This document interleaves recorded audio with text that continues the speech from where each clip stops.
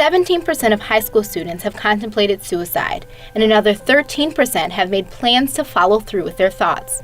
In September, a former Stoney Creek football player decided to take his own life. Losing my brother was probably the hardest thing I've been through in my entire life. I felt like I had to do something to try to help other people, and the only way I could really think was just doing something like an event that we can talk about suicide, because it's a subject that really isn't talked about. Tonight we're having a suicide prevention awareness game, and it's basically going to have the community coming out to our game and raising awareness for everybody that has mental illnesses. The topic may be heavy, but the night was not.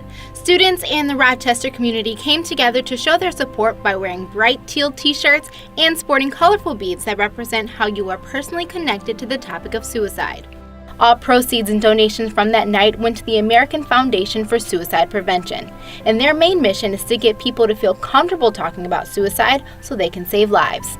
This organization and these nights are about rewriting the story, about really getting a new face and a new story out there for mental health and mental health awareness and suicide prevention. You know, these students are brave enough to stand up and say that they've suffered or they've lost someone or that they too might suffer from anxiety or depression, but they're not going to let it define them. But what they do to help others defines them. And through this tragic loss of a high school student here at Stoney Creek, a lot more good will come of that, and lives will be saved moving forward. Main goal is we obviously want to raise money for the American Foundation for Suicide Prevention, but we also want to just help others in the crowd or help their parents, friends, whoever they care about, and make them realize that suicide is not the answer.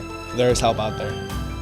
If you or someone you know is struggling with depression or suicidal thoughts, please call 1-800-273-TALK or text TALK to 741-741. For In Focus, I'm Kiera Hay.